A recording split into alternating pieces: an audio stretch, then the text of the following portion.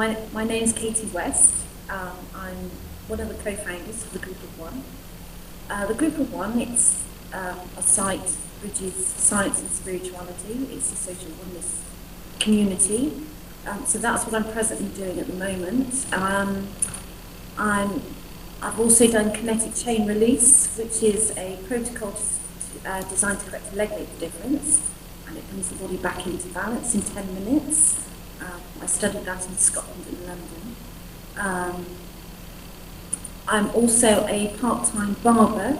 I work in a barber shop just locally. I live in Bristol, in the southwest of the UK. I've lived here all my life. I'm Bristolian through and through. I'm also director of the Drugs Awareness Campaign. It's a new organisation. We've yet to launch. Basically what we do is we work in association with the ISCD, which is the Independent Scientific Committee on Drugs. And we work in, as I said, association with Professor David Nutt. So that's, we sort of create a platform, and they provide us with all the scientific facts to do with drugs, which is independent of the government. So that's something very exciting we've got planned, and it's coming up in the future. I am very, very excited to be a part of this film. The reason being, love does begin with me, that I do know. Unconditional love, especially. I've been brought up with unconditional love. My family, I was born into unconditional love. I've only really ever experienced conditional love outside of the family. So for the first part of my life, I was very much free to be me. What was your experience of unconditional love, would you say, when you were a child? How was this expressed to you? When I look back, because obviously when I was a child, I didn't know that I was experiencing it, because it was just what it was. But when I look back, I was a very silent child. In that I say silent as in talking. I did find it very difficult talking. But I was always laughing and joking. My family, we're very much, we love to have a laugh, and we love sort of joking. There's a lot of performers in my family. My mother, she's an actress. My sister, she's a dancer and singer, and she still is a dancer. My father even acted on stage as well at one point. They're still very much, all of them, into the performing arts. And also my grandmother, she lived with us as well when I was younger. So with me experiencing unconditional love back then, it was because of my sort of speech problem, which really, it actually wasn't recognised as a problem really back then, when I was very young. This is, I'm talking sort of, when I was probably 5, 6, 7, because that's really the time my earliest point I can remember.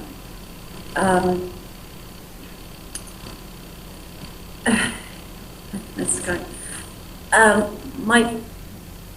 My family, they all had, we used to love wisdom quotes, and each family member brought me something, always said, my grandmother was forever saying, and she wrote in my autograph book when I was little, when in doubt, don't. My mother used to say to me all the time, as long as you are happy, we are happy. No matter what you do in life, as long as you are happy with what you are doing, then we are happy for you. So they gave us they always gave me sort of their blessing, but allowed me to go and experience it to see whether that's what I wanted to do or not. My sister, she taught me to lead by example. I mean, we couldn't get two sisters like we were polarities, so we were completely opposite. Where I was silent, we couldn't keep her quiet. She's probably going to watch this now. But anyway, she knows I'm speaking the truth. My father, he always taught me perseverance. That word perseverance, I think that was the longest word I ever knew up to about the age of 21. It is, if at first you don't succeed, try again. Perseverance. So what with all those, those sort of concept lessons from a very, very early age, I've never sort of really forgotten those, and I use those to this day. Yeah, it was great. I mean, I can only really go on my relationship with sort of my sister and how my parents were with myself and my sister, because as I said, we were polarities, and I say were because we've become one since. We've come into balance with each other, and it's fantastic. Got a brilliant relationship now, whereas before, she was incredibly academic, did very well at school. She was one of those people that just didn't have to try. She just always did her best, and her best was always good enough. And she was a fantastic natural born leader, just absolutely amazing, and she was such an inspiration for me. Which myself, unfortunately, when I was at school, I tried my best and it was never good enough. But that didn't matter to my family. It was,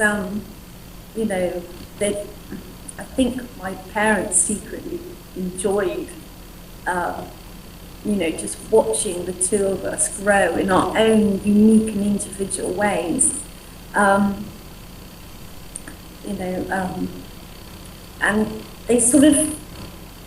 they kept their distance, but at the same time were always there. That they allowed us to learn from our experiences, but they were, they've always been there, and they're still there now. My parents are still very much together, and just celebrating their 50th wedding anniversary. So yeah, so that was that's really that unconditional love from my family that I've been brought up with, is allowing me to experience life how I chose to live it, really, yeah.